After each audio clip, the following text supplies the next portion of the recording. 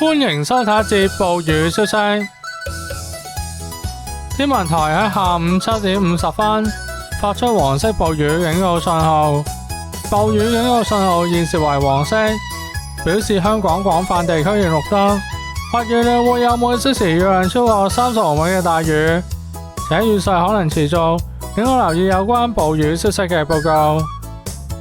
一道冷鋒正橫過廣東沿岸，與其相關嘅強烈雨區正影響珠江口一帶，預測多雲間中有驟雨及狂風雷暴，初時雨勢頗大。明日天氣轉涼，氣溫由午夜約22度，